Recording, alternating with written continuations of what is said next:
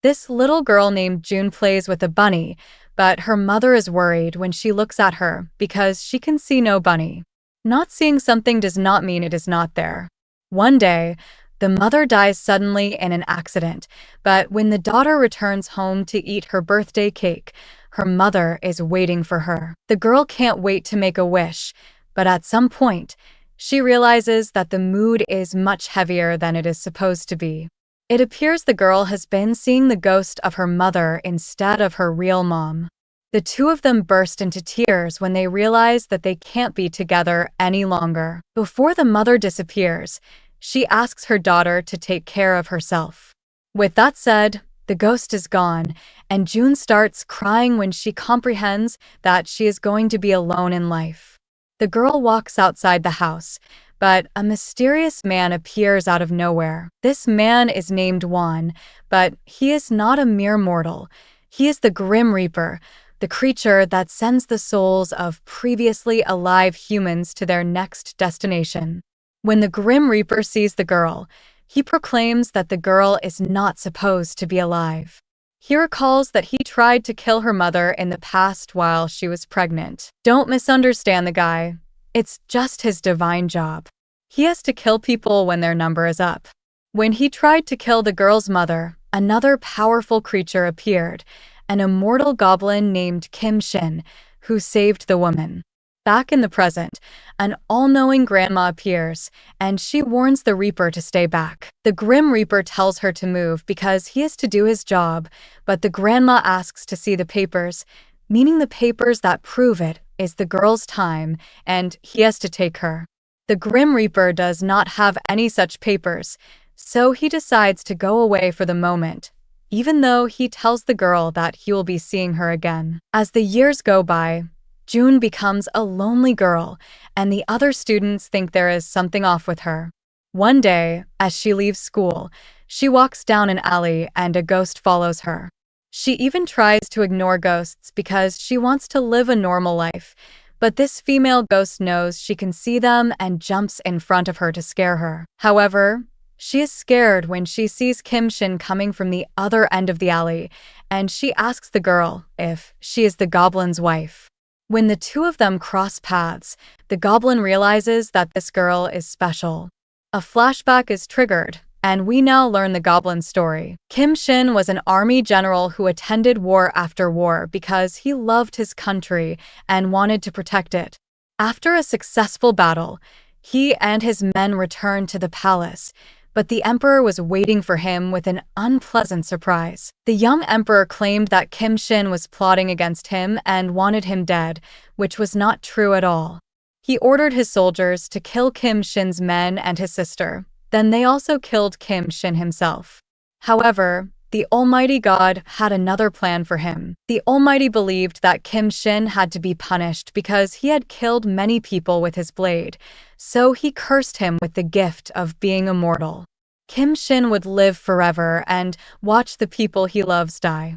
The only way to redeem himself would be to find the goblin's wife, who will be able to pull the sword from his body. Kim Shin has walked this planet for many years, but maybe it's time for him to leave, or maybe not. Back in the present, we see that June lives with a family where the wise grandma had sent her in order to be away from the Reaper.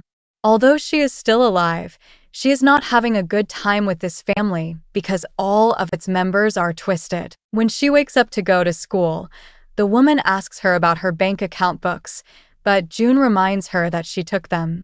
In addition, she went to the girl's house in the past and took all the money she found there. While they disagree, the woman throws a bowl at her head, depicting what a terrible person she is. Later that day, June goes near the shore with a birthday cake and wishes to find some meaning in her life. The goblin is attracted to that wish, and he walks through a dimensional gate to get near the girl. Kim Shin asks her how she was able to call him, but the girl has no idea. She knows that this man is not just any man, so she wants to make some wishes. Despite her enthusiasm, Kim Shin tells her that this is not how it works and he can't become her genie.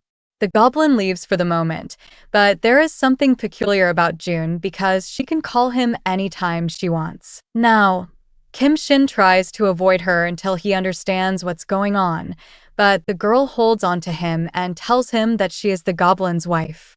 Kim Shin is surprised to hear that, but he soon realizes that the girl has no idea what she is talking about. In fact, June only said that because she heard it from that female ghost the other day. With all the talking she does, Kim Shin decides to give her a taste of his powers. The girl wishes to go to Canada, so the Goblin just takes her there for a few seconds.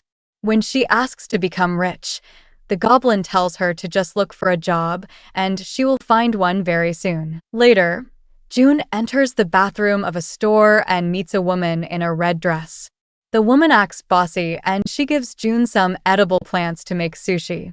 That night, when the girl returns home, she has yet another confrontation with her foster family, but when they try the sushi she made, they all get several weird symptoms. June eats the remaining sushi herself, but she is just fine. In the meantime, Kim Shin has a hard time sleeping because he can't stop thinking about the girl. He decides to teleport and spend some time with the girl because he feels her sadness. When he returns home, he finds a surprise waiting for him. His nephew, Duck, has rented part of their mansion to the Grim Reaper. Kim Shin does not like that, so the nephew leaves them to resolve the details on their own. The Reaper presents Kim Shin with the contract, but the Goblin just burns it. However, the Reaper has another copy of it, so no harm is done there. The two of them are forced to live in the same house now, and soon they face each other again at the dinner table. They kind of act like kids and use their superpowers to throw objects around and mess with each other's food. At the same time, June is feeling a bit lonely, so she decides to light a match and make a wish. As Kim Shin is getting ready to bite his sausage, he finds himself near June. Meanwhile, the Reaper is trying to get some sleep, but the Goblin wants to drive him out of the house, so he makes his night difficult by posing as a male model, showing him some paintings, and basically doing any kind of nonsense he can think of. The next day, Kim Shin sees the Reaper gathering his laundry in a box and believes that he is finally leaving the house, but he is not that lucky. He should try harder. That night, June lights a candle again, and she wishes to see Kim Shin. When she turns her head around, she sees the Reaper staring at her, but thankfully Kim Shin appears as well. June funnily tries to shut his eyes, but these men already know each other. The Reaper exclaims that the girl is not supposed to be alive, and at that moment, lightning starts going crazy, but this is not the weather. The Goblin is so powerful that his mood can affect the weather conditions. The Reaper knows this and understands that Kim Shin is really mad even though his face looks calm. June tries to pull the Goblin away, but Kim Shin stands his ground, warning the Reaper not to harm this girl. On the other hand, the Reaper claims that there are rules they need to follow. In any case, it seems like they are not going to resolve their issues today as the Reaper walks away. The next day, two gangsters visit June's mom and ask for the money she owes them. The woman lies to them, saying that she was about to pay them, but her foster daughter stole her bank books. The two gangsters are thirsty to get their money, so they decide to abduct June. The girl tries to explain to them that her foster mom lied, but the gangsters are not hearing any of it. When one of them tries to light a cigarette, she uses that as an opportunity to blow out the flame and make a wish. As she struggles with the other gangster, a mark on her back is also activated. The lights go dark across the road, and the Goblin appears along with the Reaper, walking toward the stopped car. The gangsters try to run them over, but Kim Shin cuts the car in half using his blade. Then, the Reaper approaches the two gangsters and induces them into some kind of trance in order to tell them what they should do. He tells them that they had a big fight. The accident was caused by that exact fight. Even though they are going to survive, the two of them will never reconcile. After these incidents, June finds a job in the store of a woman named Sunny. Gradually, she spends more and more time with Kim Shin. When she gets the chance, she asks the Goblin about the sword he used to cut that car in half. Kim Shin says that he did not use a sword to provoke the girl, but June says she can see it. Indeed, Kim Shin is trapped with a sword in his chest. This is the same sword that he was killed with, but also the same sword he killed many of his enemies in battle. If he finds the goblin's wife and she pulls the sword out of him, he will finally be free from his immortality. However, the goblin does not reveal these details to her just yet. The next morning, the Reaper walks across a bridge and stops when he sees the woman in red who is just standing there selling some items. The woman shows him a few items, but she actually uses a mirror to guide his look at the place she wants him to look. The Reaper sees a green ring, and he takes a close look at it, almost shoving his face on it. All of a sudden, Sunny appears by his side and grabs the ring because she likes it and she wants to buy it. The Reaper does not utter a single word while a tear runs down his cheek. Sunny notices him and comments that this is a strange reaction for missing a ring. She tells him he can have it, but she wants something in return. She wants him to call her so they can go on a date. After clarifying that, Sunny gives him the ring along with her phone number. Meanwhile, Kim Shin stares at a portrait of the woman who was killed the same day as him, who is proved to be Sunny. That night, the Reaper stares at Sunny's phone number. We see the mark of her lips on the paper, and the Reaper recalls that Sunny kissed the letter when she gave him her phone number earlier. The next day, the protagonists see the woman in red on TV, which makes her presence even more mysterious. As the days go by, the Reaper is troubled with his flirting situation. He has been dead for a long time, and he has no idea how to act now. He considers giving Sunny a call, but he just can't get himself to do it. He even talks to Duck about it, but the young man is unable to convince him to make the call. The Reaper thinks about Sunny so much that he even imagines a world full of several versions of Sunny. Meanwhile, Sunny has been thinking about him as well. One day, she decides to stand on the bridge until she meets him. As soon as she sees him, Sunny scolds him for not giving her a call, and the two of them proceed to grab some coffee together. The Reaper is not very good at seduction, so he mostly keeps his head down and sips on his drink. Sunny wants to get the conversation started and asks him several questions, but the Reaper replies with just a few words. Sunny mentions that she doesn't even know his name, but the Reaper can't help her with that because he can't remember his name. When he returns home, he takes a seat next to the Goblin, who makes his own fantasies about June and himself. In the meantime, the girl uses a candle to wish to see him, and the Goblin teleports near her. While the two of them stroll around the city, she even wants him to grant her a wish, which is to find a boyfriend. Kim Shin remains silent at that request, but the two of them spend more time together. As the Goblin takes her to several places while they play around and the Goblin pays more attention to her, he feels like his passion for life is rekindled. Later, June is walking across the street when her headphones start giving her some static noise. She removes her headphones and realizes that a female ghost is approaching her. She tries to avoid it, but the ghost tells her that she just needs her help with a simple task. She died today, and her mother has not visited the house she rented yet. She wants June to go there and just fill the fridge with stuff. Her mother will be happy to see this because she always told her to look after herself. June even decides to help the ghost. She visits her apartment, organizes it, and fills the fridge. Later, the ghost's mother visits the place and sees that everything is organized. The ghost is moved to see her mother crying, but now she can move on without any regrets. Then, Kim Shin visits June, and she complains to him that he did not fulfill her wish about getting a boyfriend. The Goblin says he is her boyfriend, but June doesn't feel like it, so she wants him to prove it by allowing her to move into his house. Kim Shin agrees and takes her to the house, where they find the Grim Reaper taking the trash out. When they show the girl around, she tells them she wants to stay in Kim Shin's room, so the Goblin gets his stuff and proceeds to sleep in the Reaper's room. Before they sleep, the two immortal beings have a talk about God. The goblin says he saw God when he died, and God was just a butterfly. The next morning, the three of them have breakfast together. The Reaper and the Goblin get involved in a funny confrontation, and they use their mental capacities to control two knives. June interrupts them and writes some rules they have to follow around the kitchen. Later, Duck buys two smartphones for his uncle and the Reaper. Kim Shin tries to figure out how he can video call others, while Won writes Sunny's phone number and saves it as a contact. June comes up with a new strategy to get closer to Kim Shin, making him jealous.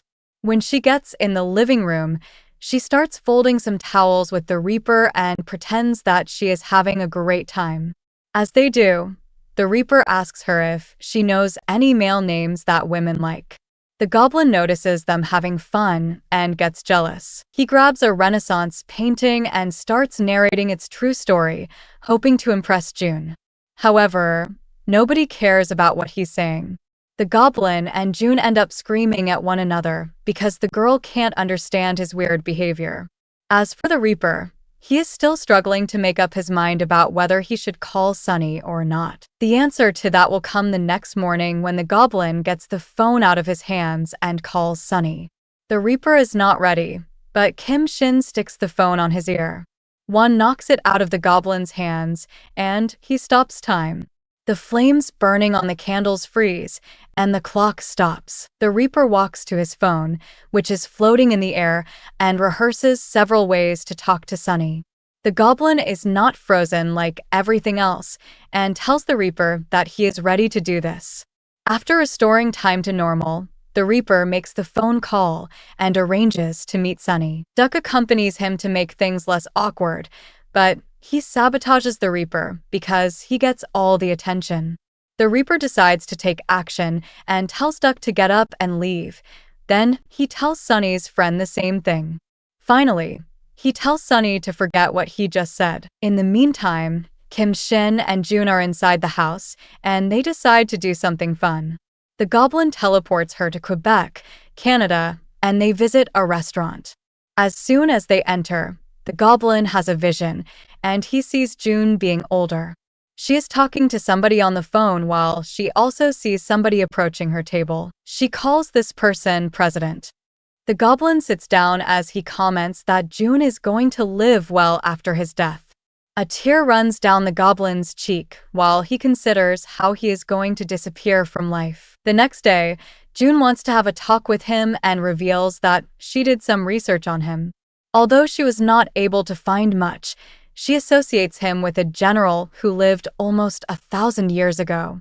The Goblin admits that she is right and tells her that back then, everybody was trying to survive. He was forced to kill many people, and that's why God punished him with the curse of being immortal. June asks him not to think about immortality as a curse because he is so powerful that he has assisted many people. The two of them spend more and more time together. The Goblin realizes that the woman who is supposed to pull the sword and kill him is the same person who makes him feel like he wants to live. In any case, he knows that he has to die if he wants to be free. The Goblin buys some gifts for June and tells her that it is time for her to remove the sword. However, the girl has no idea that he is going to die. The Goblin takes her to a beautiful field of flowers and is ready to have the sword pulled, but June wants him to sign a contract with some terms. One of those terms is that she will pull the sword when it snows for the first time this year, but that's not hard for the Goblin to do, so he manipulates the weather to make it snow. June has to comply with her own terms, and she prepares to pull the sword. She tries to grab it, but her hands slip right through it. She tries once more, but the result is just the same. June reminds the Goblin that he told her it would not be her fault if something went wrong. She approaches him in a playful way, and the two of them kiss for the first time. The next morning, June goes to college and sees a bunch of guys playing. At some point, a ball travels toward her and is about to hit her head, but one of the baseball players grabs the ball before this happens. June is impressed when she sees this guy. However, she is not just impressed because he is handsome, but because the two of them have known each other since primary school. They spend a couple of moments catching up, and the baseball player, Tae-hee, plays with her hair just like he played with it when they were kids. The thing is, the goblin is watching them, and he feels jealous when he sees Tae-hee doing this. His jealousy reflects on the weather, and the goblin discusses the matter with the Reaper when he returns home. The Reaper asks him to relax because he is overreacting, but the goblin makes another move. The next morning, he hits the locker room of the baseball team and starts asking around about Tae-hee. When the young man appears, he proclaims that he knows Kim Shin. He also comments that he has not aged at all. A flashback takes us back in time to a random meeting between these two. They were in a playground, and they were hitting some baseballs, which means that Tae-hee loved the sport from a young age. On the other hand, the goblin was not very good at the sport. The boy noticed this and told the goblin that he had to sway his hips another way. Following the kid's advice, Kim Shin was able to hit several balls. Back in the present, the goblin tries to figure out how to deal with these new emotions. Even though he has lived for thousands of years, he has never felt this way before. He tries to call June, but the girl tells him she is busy and hangs up, which makes him even more jealous. What if she is with Tae-hee? The goblin decides to investigate, and he corners the ghosts that lurk around his girlfriend. The ghosts give him all the information he needs, and the goblin finds June singing at an audition. Needless to say, she's very good. Right after, the two of them walk toward home, and the goblin's emotions about the girl keep growing. When they hug, Kim Shin starts experiencing tremendous pain as if the sword is hurting him. She sees the sword and realizes that now she can grab it. She grabs the sword's handle with her arms and gradually pulls it out. That causes the goblin some pain, but he also knows that he is going to die if she pulls it out. Instinctively, Kim Shin pushes June and sends her flying in the air. He teleports himself behind her in order to save her, and they crash on a large truck, which unleashes a massive wave of energy. Several cars absorb the impact of this energy wave, and the place turns into a mess. Kim Shin takes her back home and apologizes to her about what happened. June forgives him and tells him that she is going to be fine. She cares about him, and the only thing she was trying to do was to help him because she thought the sword was hurting him. That night, the goblin sees a strange vision. In his vision, he drops June off at the bus station, and she enters the bus. In the meantime, a thief speeds with his bicycle, but he slips and ends up in the middle of the road. A car hits the robber and sends him flying in the air. A bigger accident is caused, and the bus carrying June along with other passengers is flipped over, resulting in 22 people dying. Miraculously, his vision starts unfolding the very next morning. The goblin drops June at the bus station and then hurries to buy all of the socks from a merchant because that's the stand that will cause the thief to slip with his bike. To make sure that nothing bad is going to happen, Kim Shin intercepts the thief on his own. The thief tries to intimidate him and pulls his knife out, but the goblin uses his powers to twist the robber's hand and make him drop the knife. As he does, the bus drives right next to them safely. In the meantime, the Reaper and his Reaper students have been waiting for the bus because they have a big list of names they are supposed to harvest. However, the bus arrives safely at its destination. The Reaper sees June inside the bus and suspects that the goblin has something to do with this. Indeed, the goblin appears and gives him a funny look, indicating that they are not going to get any victims from this incident. Later, Duck accidentally shows the Reaper a portrait of the goblin's sister, which makes one cry. The Reaper holds his heart while he cries because he has no memories of his past lives. However, he is able to feel strong emotions for this particular woman. Duck informs his uncle about this, and the goblin proceeds to ask Juan. The Reaper replies that he has no idea what is going on because he has no memories. Then, he goes out on a date with Sunny and apologizes to her for not having a business card, something that she had asked of him during their previous date. While they are on their date, the goblin is writing a scroll. On the scroll, He writes the name Wang. While this is happening, the Reaper is hurting, so he decides to induce Sunny in a trance and tells her to forget they met tonight. Later, the Goblin meets with the woman in red, whom we've seen several times. In reality, this woman is God. She tells Kim Shin that he needs to die, or else the girl is going to die soon. She is a special case, which means she was not supposed to be born. If Kim Shin does not die, then the girl will have to die. Several incidents will happen around her, increasing in intensity and frequency until she is dead. At the same time, June is asking what will really happen if she pulls the sword out of her boyfriend's body. So the Reaper reveals the truth. He tells her that he is going to die. The girl exclaims that she can't kill her boyfriend, but things here are a bit more complicated than that because the Goblin supposedly wants to die to be liberated. June decides to get a job in another city far away from Kim Shin, but soon an accident happens while she closes up the store she works in. It seems like the universe is hunting her down. In the meantime, Juan tells the Goblin that he has received one of his special cards with June's name written on it. The names of the people on these particular cards signal that the person has to die. The Goblin tries to use his powers to find June while his mind is busy with thoughts of the meeting he had with God. Eventually, Kim Shin finds his girlfriend and takes her back home. He even brings about 10 doctors to make sure she is fine. Then, the two of them spend some time together in an Arctic scenery, and June agrees not to run away again. When they are back in the city, they arrange something like a double date with Sunny and the Reaper. The dinner is a bit awkward.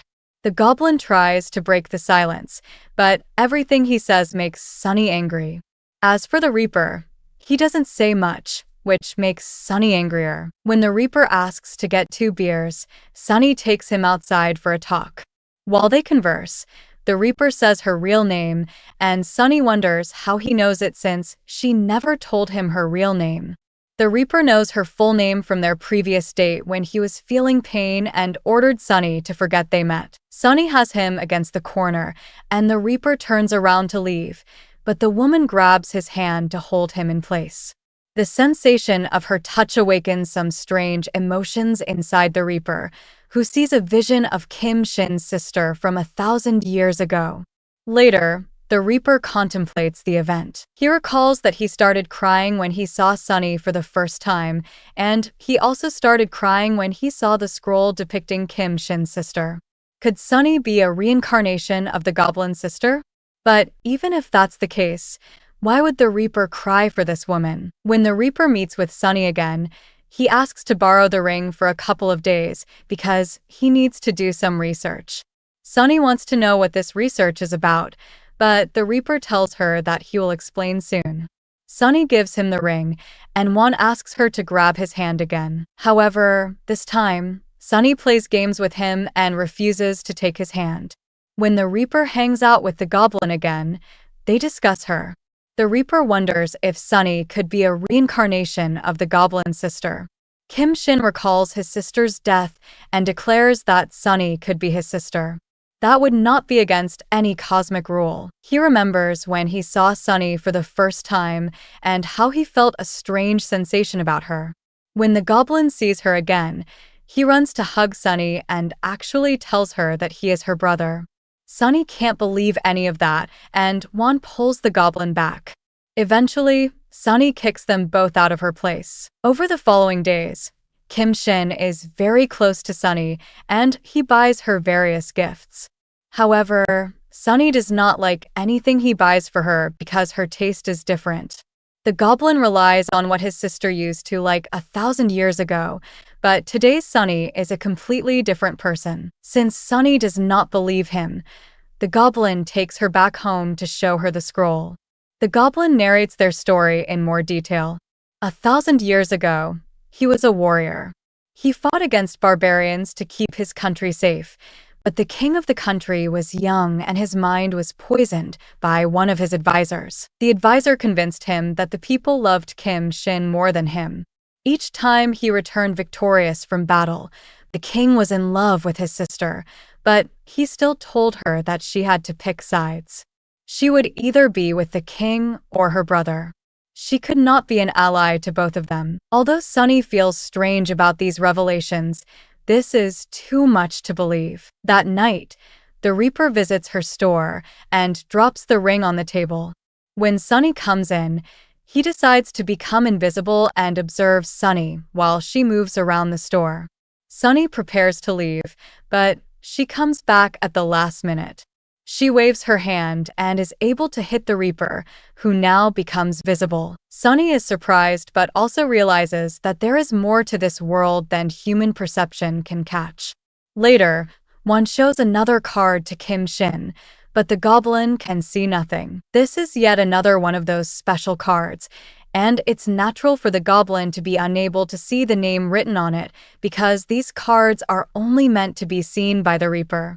In any case, one lets him know that June's name is written on it, which means that they have to be careful. The Goblin recalls once more the conversation he had with God and believes that he should tell June about it. The Goblin sits down and tells her the truth about everything. The universe is out to get June because the two of them can't coexist. One of them has to die. If the Goblin does not die, then June will face death by defeat. Everything bad that has happened to her till now has been a part of this rule. Naturally, June starts crying when she hears that she can't be with her boyfriend. She tries to come up with several plans, but none of them are efficient because the best-case scenario would be for both of them to stay alive. The next morning, June is approached by two of the ghosts following her. One of them tells her that she was killed by her husband and she will not be able to move on unless she gets some closure. That night, June follows the ghost's instructions and finds the husband. She asks to have a private conversation with him outside the office, and their discussion reveals that the man is a bad person. But the more details the ghost tells June, the more the man wants to kill the girl. Since she knows the truth about him, it's better to get rid of her. At that moment, June lights a lighter and then blows it, wishing for the Goblin to appear. The Goblin hears her wish and appears to save her. After teaching the man a lesson, the Goblin drops him off in front of a police station and orders him to give himself in.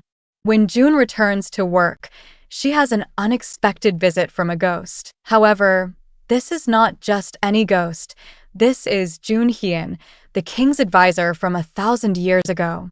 Jun Hyun extends his arm to grab the girl, but June pretends she is not intimidated by him and asks all the present ghosts to leave because she has to work. The next day, Duck meets with a woman in red, and it is revealed that he is God.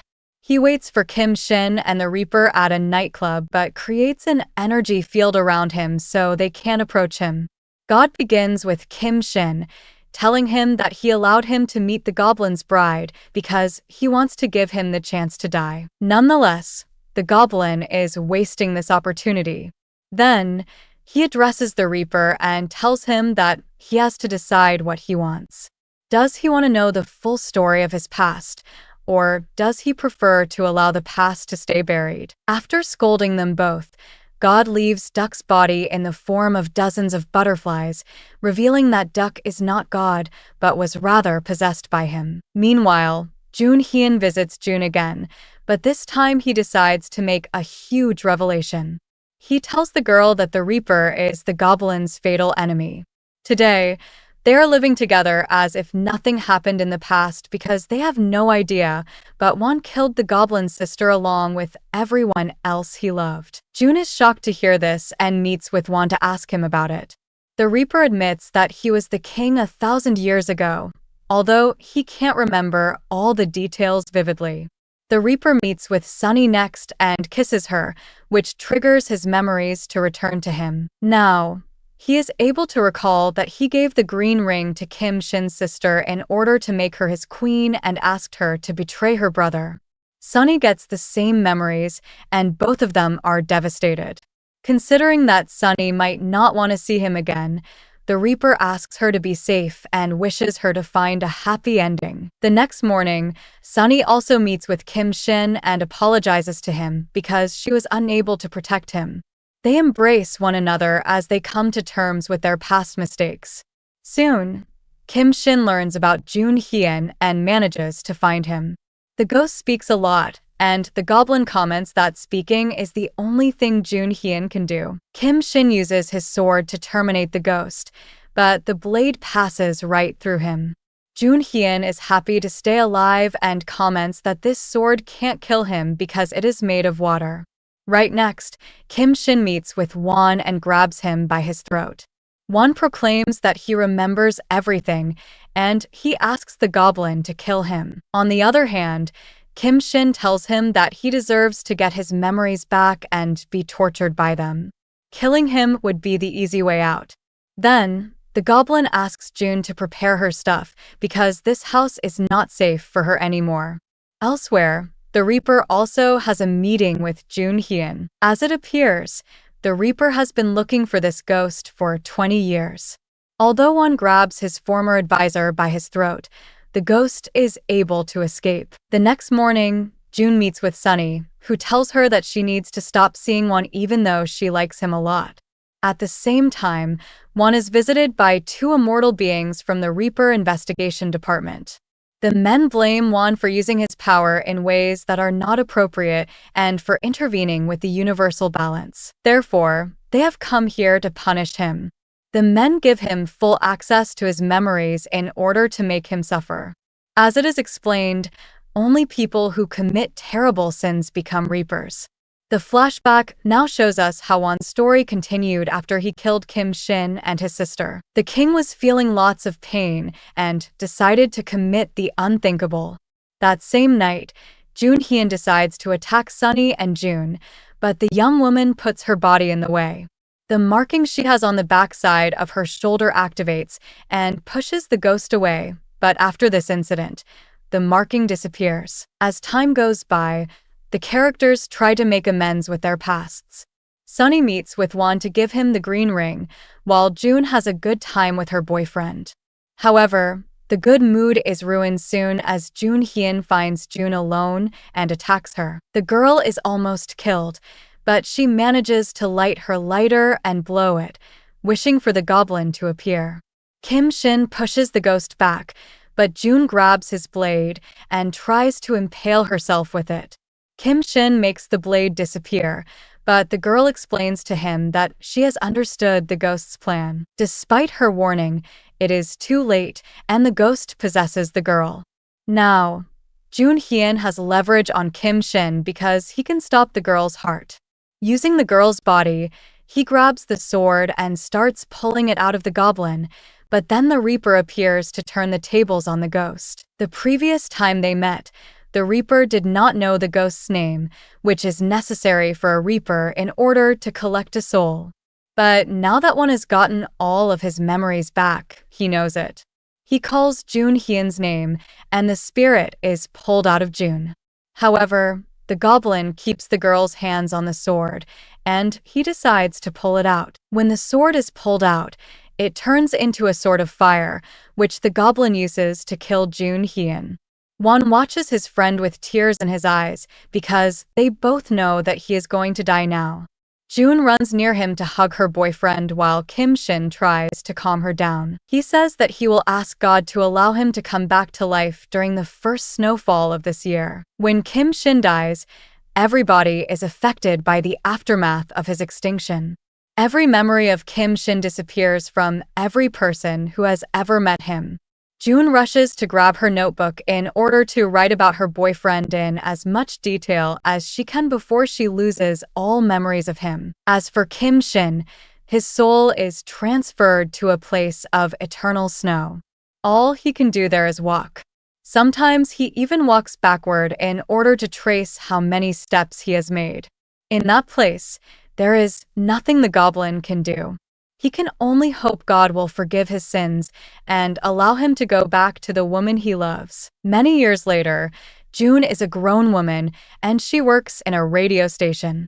Sometimes she reads her notebook, trying to decode the words she has written in it.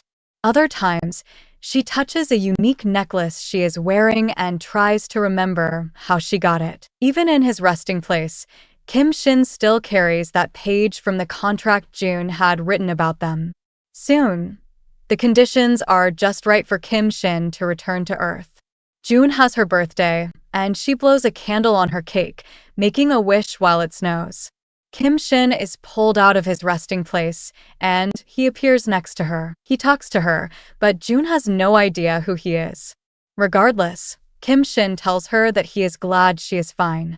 Of course, he is not going to give up, and his plan is about to unfold. Then, he proceeds to see the rest of his friends and family members, but only the Reaper recognizes him because he is not human. The two of them spend some time together, and the Reaper informs him about some new information he has uncovered. Apparently, there is a process to becoming a Reaper. One has been a Reaper for just 300 years, even though the two of them died approximately during the same era.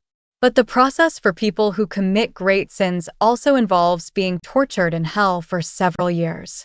After that period of torture is completed, a Reaper can choose if they want to lose their memories or not. Of course, most of the Reapers choose to lose their memories because they can't take any more torment. The next day, we get to spend some time with June inside her work environment within the radio station.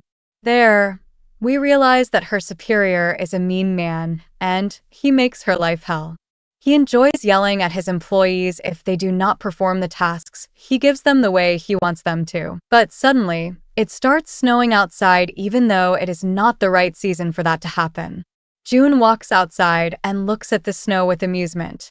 She also sees Kim Shin, who is just standing there and staring at her, trying to give her a subtle clue about the kind of environment they use to enjoy together. Later, June spends some time in a cafeteria and works on her computer.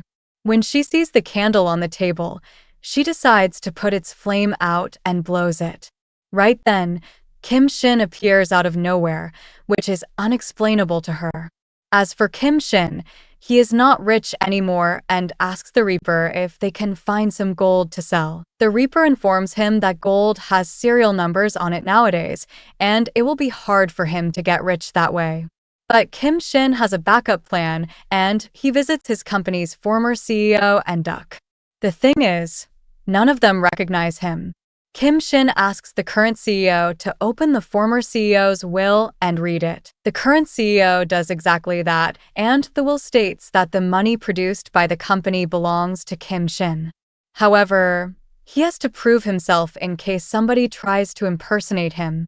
The way to prove himself is by emanating an energy wave around his body. Even though that sounds a bit absurd, Kim Shin shows his energy, and the CEO is convinced this is the man the will is talking about. In the meantime, June's boss continues to be mean to her. Later, she even spends some time at the library, but Kim Shin appears out of nowhere to keep her company. He is dedicated to showing her that the two of them know each other, but first he has to take care of his girlfriend's work environment. Kim Shin buys the radio station and makes June the boss of her department. Then, June receives a letter from Canada, which prompts her to check on the notes she has written down in her own notebook. She can't make any sense of those notes, so she decides to travel to Canada and find out why that country is so important to Kim Shin. The woman also thinks about her passport. According to the note, she has been in Canada before, but she does not have a passport. This is the first time she is going to visit that country. Soon, June arrives in Canada and checks into a hotel. She has a brief talk with the clerk, trying to figure out if the letter she received was indeed sent from this hotel. Although the hostess has no possible way of knowing who sent the letter, she tells June that the stamp on the letter represents their hotel. Therefore, this letter must have been sent from here. Later, June walks through the streets of Quebec, Canada, but a woman selling some jewelry stops her when she sees her necklace. June wonders how this woman knows her, but the designer replies that she does not know June. Instead, she knows the necklace she is wearing because it is custom-made and she is the one who designed it. Indeed, a flashback shows us that Kim Shin had approached this woman with a design he made and asked her to create this necklace. As it appears, Kim Shin has had a plan all along since the time he had that vision of June sitting in a restaurant and waiting for a man she called President. Kim Shin makes his next move and teleports to Canada. Of course, he can't directly tell her that she is the Goblin's bride, so he tries to give her subtle clues to lead her there. For example, he takes her to a park where June can see those red leaves she used to like. June can't get her mind to stop thinking about the weird feelings she is experiencing inside. At some point, she sees Kim Shin waiting for her on a bench right outside her hotel room and approaches him to ask him if he is a stalker. Kim Shin convinces her that he is not, and the two of them visit the restaurant they had visited in the past. While June is sitting at the table, she is on the phone with Sunny, but soon tells her that she has to go. As soon as she realizes that Kim Shin is standing behind her, she turns around to say hi and calls him President. But why? That's because Kim Shin bought the radio station and it belongs to him now. The circle completes itself, and the Goblin's vision comes true. In fact, we can conclude that Kim Shin had seen their entire future together, and that's why he knew what to do. He knew that June might pull the sword out of him, but if that happened, she would lose all the memory she had of him. To deal with the situation, he came up with a plan to remind June who he is. During the following days, June starts having some weird glimpses of her past, which makes her suspect that not everything is as it appears to be. She even visits Kim Shin's grave and realizes that this man should be dead, but why is he not? June takes some time alone, but everything changes when she grabs her favorite leaf in her hands and remembers everything that has happened in the past. She knows that the Goblin is her boyfriend, and she runs around the city to find him. At some point, she sees a candle and knows exactly what to do. She blows the candle, wishing for her boyfriend to appear. Kim Shin comes immediately, and he grabs his girlfriend to kiss her. In the meantime, Sunny pretends to have lost all memories of the Reaper, but she can't cope with it anymore because one hangs around her. Sunny decides to have a talk with him and tells him the truth. However, they can't be together because of what he did in the past. Although she loves him, their fate should be separate. So Sunny tells him that she is going to leave the city and asks one not to follow her and not to look for her. As the years go by, Kim Shin and June live a happy life, while Won spends his days being miserable and alone. One day, though, Won receives a card with several children's names written on it, but as he randomly greets June on the road, the names of those children disappear from the cards. While she drives, June notices a truck heading straight toward a school bus. She knows that those kids will probably die if the two vehicles crash, so she decides to intercept the truck's way by placing her own car in its path. The truck hits her car and June dies. One has to do his job, but June asks him about something she's heard of, that humans have 4 lives. If this is true, how many more lives does she have to reincarnate? The Reaper replies that the rumors are true, and June has only lived 1 life before. Before he sends her off, the Goblin appears to greet his girlfriend goodbye before she crosses the door to the next plane of existence. June tells her boyfriend to wait for her, because they might meet again. 30 more years go by, and the Reaper receives some news. First, his sins have been paid off, and now he can die. Second, Sunny has died. Won does his job one last time and decides to cross the door with Sunny. The Goblin continues to live, hoping that God will give all of them a second chance to live happy lives. Fortunately, his wishes are heard, and he sees that Won and Sunny have been reincarnated as 2 actors who fall in love with one another. As for himself, June finally reincarnates and looks exactly as she looked during her previous lifetime. She meets with Kim Shin, and she can remember everything because she never drank the tea that the Reaper offered her. With their pasts washed off and their sins forgiven, they are free to live a happy life.